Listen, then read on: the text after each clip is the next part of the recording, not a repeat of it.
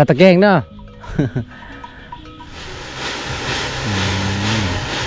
อันจากน้องซื้อน้อได้จ้ะซื้อมุดอ๋อไอพอจะยั่งปะเสียเลยพอจะนะ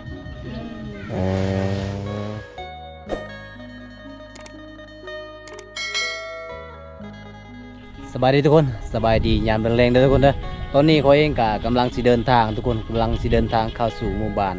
ปูนสิเยิงทุกคนก็คือทางนี้จะเป็นหมู่บ้านทางปูนสิเยิงแล้วก็สิได้เลาะบรรยากาศแบบในชนบททุกคนตอนนี้ก็เห็นกระเจ้าแบบกำลัง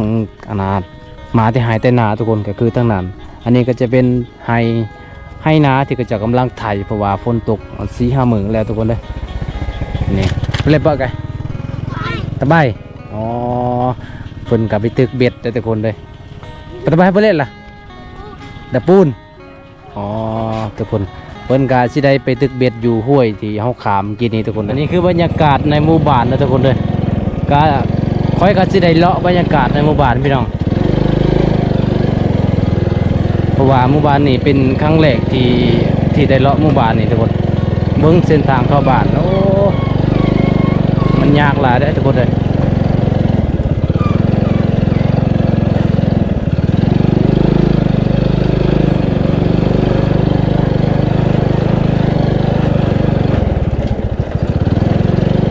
โอ้ทุกคนมีแต่ขี้ตุ่มพี่น้อง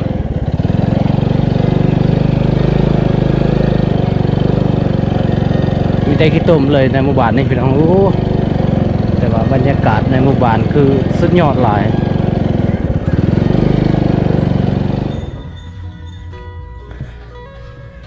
ตอนนี้กันเลาะบรรยากาศตอนแรงๆทุกคนเลยป้าเบิ่งเฮือนศาลเขาเจ้าในแถว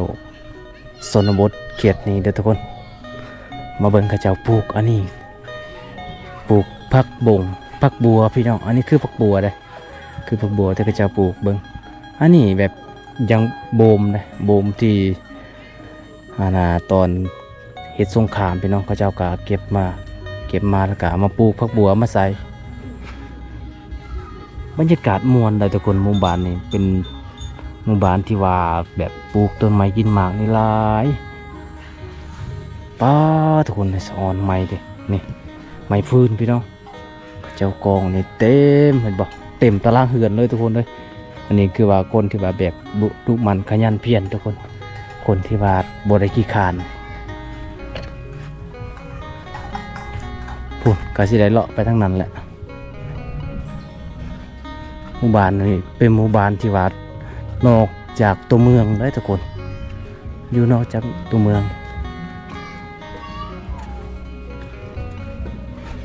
ห้องน้ำเนี่ยก็ยังไม่ทันได้แล้วหากาแบบเมื่อนี้ก็มาเลาะเป็นครั้งแรกในชีวิตเลยแต่ว่าหลังคาเฮือนนี่มีแต่หลังคาเฮือนใหญ่ๆได้ทุกคน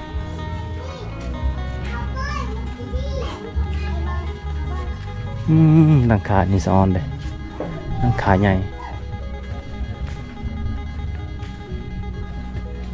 เด็กกับโมเป็นยังไงฮะterang ke mobilnya Ben อันนี้คือเด็กน้อยเพิ่นมาตัดยังกินเนี่ยชนะกับ mobilnya ลึงบ่เบิ่มมาจินะกว่าตามเด็กน้อยเขาเจ้าแบบ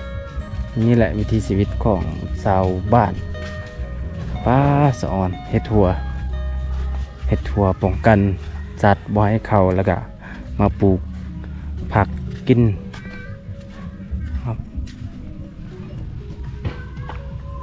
ป้าโต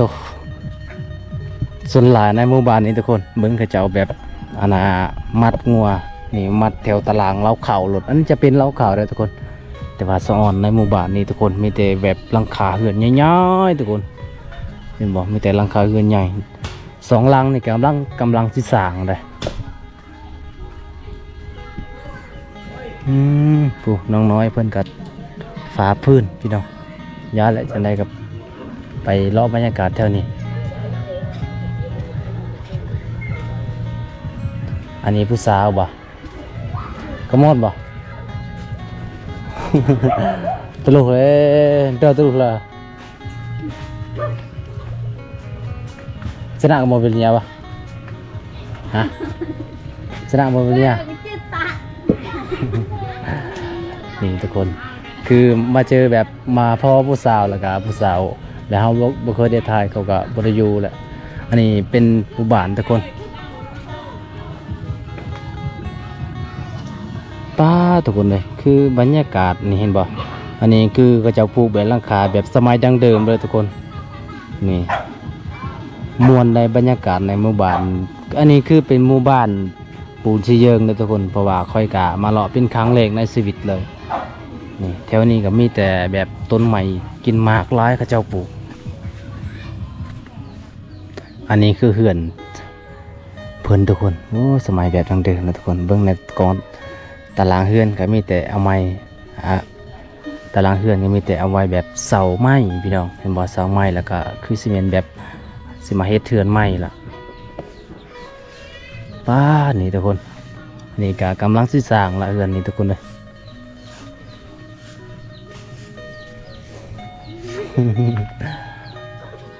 กำลังพาดเข่าเล่นลงไหมล่ะฮะเมื่อกี้มาพอผู้สาวพาดเข่าแล้วทุกคนโดนน่ะล่ะฮะตรังนี่คนพาดเข่าตอนแรงๆทุกคนเขามอดบอกเลย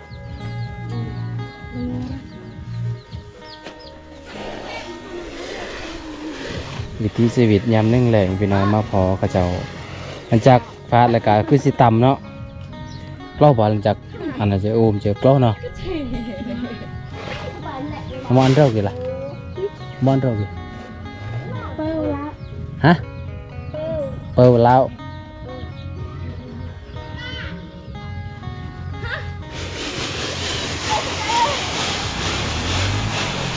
ไปเล่นเปิดได้ปะจุดตัวเมือง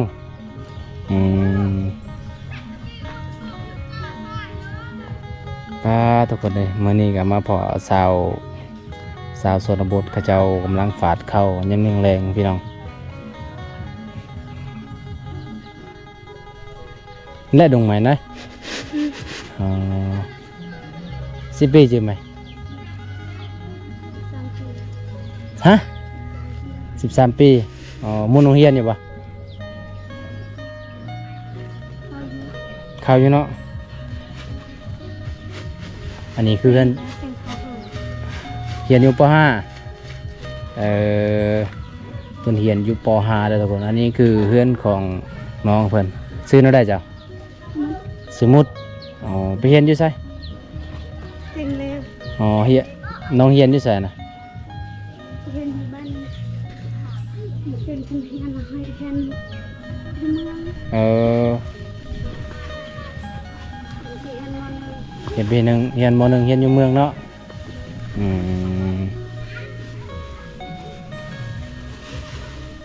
นี่ บันโซนได้ยะเด้อเป็นอะไรปลูกข้าวหายเลยแล้วบ่แล้วเนาะงามอยู่บ่ข้าวลอยงามนี่ตอนซักให้ผัดฝนบ่ตกเนาะหลังจากจบป .5 แล้วเจ้าจะไปเรียนยังน้องบ่มีเงินเนาะน้องอายุ13 ปีทุกคนเลยกะน้องก็สิได้ฟาดเข่าหลังจากฟาดแล้วก็จะเข้าโรงสีบ่เตาหนึ่งยังจะได้เข้าเอาน้ำเอาแต่ห้ามเข้าเขาเบาเนาะแสดงว่าเขาเจ้านะมีเข้าอยู่ในเรือนเขาเจ้าซื้อนั่นได้เจ้าลืมเลยมุดสามุดเด้อทุกคน สามุดอยู่เฮือนเจ้าในจักคนทุกคนไอพอเจ้ายังบ่เสียเลยพอเจ้านะสามุดเด้อทุกคนเด้อสามุดอีพอเพิ่นเสียแล้วพอเพิ่นไอพอเจ้าเสียน่ะเจ้ายังหน่อยบ่ยังหน่อยนะ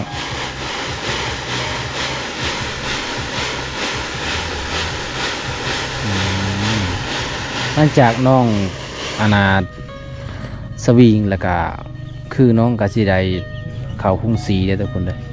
ในเฮือนของน้องก็คือแบบบ่มีห้องสีเลยแสดงว่าเจ้านี่เป็นลูกกำพร้าเนาะสาวมุนเนาะอืมเป็นลูกกำพร้าบ่มีพ่ออายเจ้ามีบ่อายนะเอาผัวแล้วเอาเมียอะไรเอาแล้วเนาะอ๋อ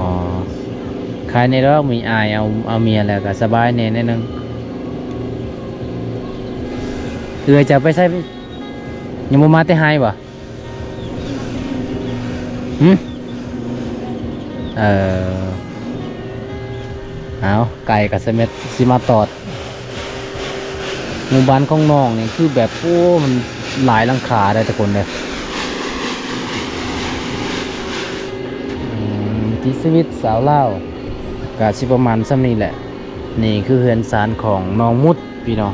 มาพอน้องมุดเพิ่นกับบ่ได้กี่คุยได้ ตัวโนดไหมนะ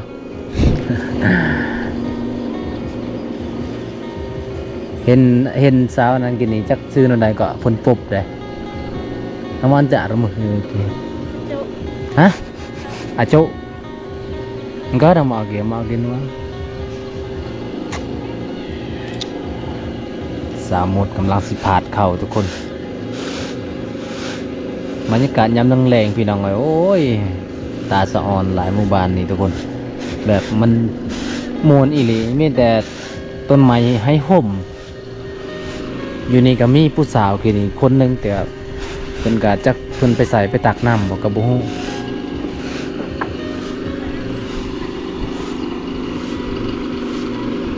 เพื่อนหลังนี่นะพี่น้องจ้ะบ่บ่แม่นบ่แม่นอ๋อ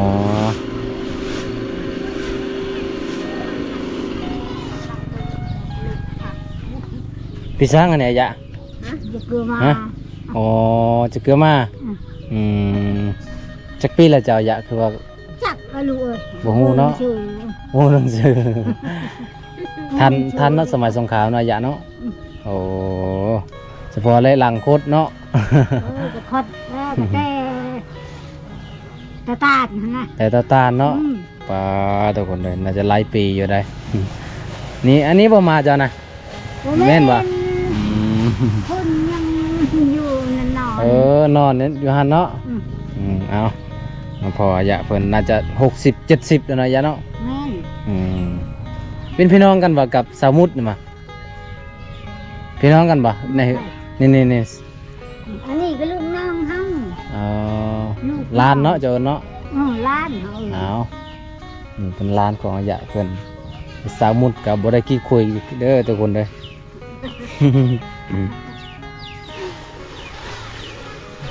ฟาดอะไรก็เข้าองซีเนาะสาวมุดเนาะ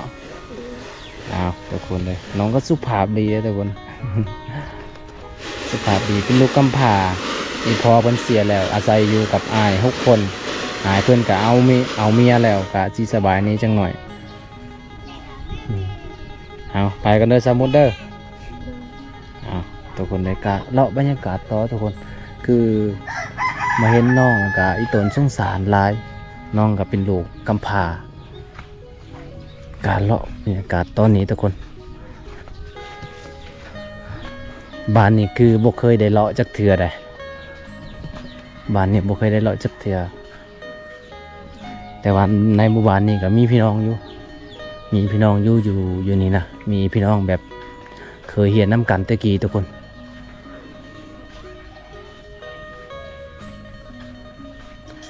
นี่ป้าบรรยากาศม่วนหลายทุกคนสะออนงัวเขาเจ้าเด้มาเบิ่งงัวเขาเจ้าก่อนงัวทางนั้นก็กำลังฝาดเข้าแต่ว่าสิมาเบิ่งงัวโป๊กว่าลายแท้ทุกคนงัวนี่นะลายแท้นี่ทางนี้น่าจะไปทางอื่นนะทุกคนเลยฟ้าว่านั่นก็จะเป็นห้องเรียนเลยเป็นห้องเรียนของชาวบ้านนี่แหละจะเป็นห้องเรียนประถมโอ้ทุกคนเลยมาเบิ่งงัวมาลายแท้ได้เป็นสาวโตไม่ใช่โตตุ้ยโตตุ้ยใหญ่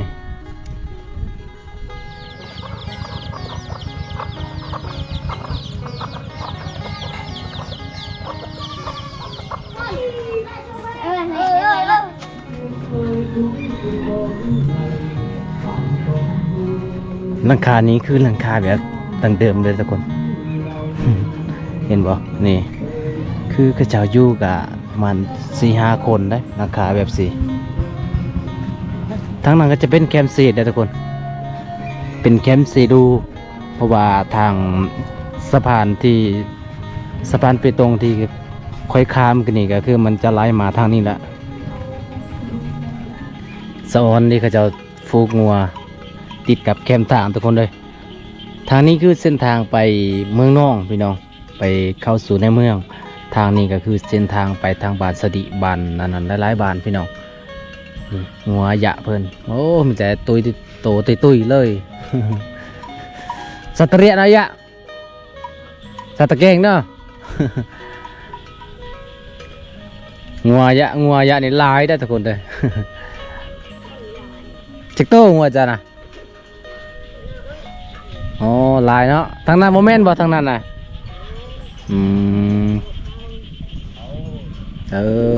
กับพอได้ซื้อเกลือปึกนัวถ้าว่าได้ขาย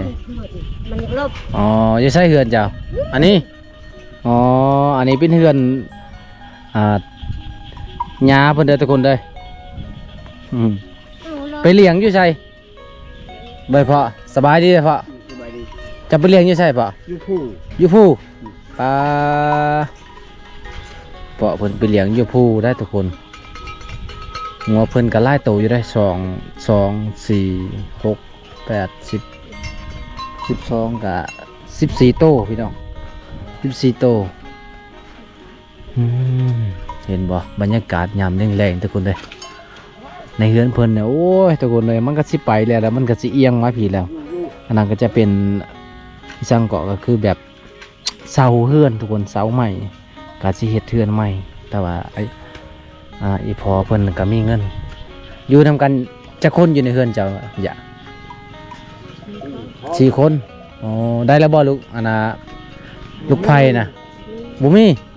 อ๋อ มีสิละช่วย มีระยะจุด2 คนผู้หนึง3ผู้หนึงเนี่ยผู้ใดผู้หนึงล้านลูกเอาเพิ่นก็เลี้ยงงัวจะคนเลี้ยงงัว2บ่ผู้ใดช่วยไปเลี้ยงกับไปเลี้ยงอยู่ภูซั่นเนาะส่วนเจ้าได้อย่าอยู่เฮือนเฮ็ดให้อ๋อเฮ็ดให้อยู่พุ่นเนาะเอาบันส่วนนะอย่าเด้อ นี่ทุกคนเลยเพิ่นก็อาศัยอยู่กับปู่เพิ่นสองคนแล้วก็3 คนทั้งลูกทุกคนเลยอันนี้เป็นเฮือนศาลของอาญะเฮาเห็นแล้วก็น่าสงสารหลายพี่น้องแต่ก็มีไม้อยู่ในเฮือนนี่บ่อันนี้คือเฮือนอีปูเพิ่นโดยอีปูเพิ่นนี่อันนี้คือทหาร คือทหารว่ายามในเฮือน3 คน3 โตพี่น้องเอ้ยนี่แหละทุกคนวิถีชีวิตยามแรงๆเพิ่นกับผูกงัวแบบผูกกับติดกับเพื่อนเลยทุกคนเลยตอนนี้กาสิกลับก่อนพี่น้องจะได้เลาะบรรยากาศต่อ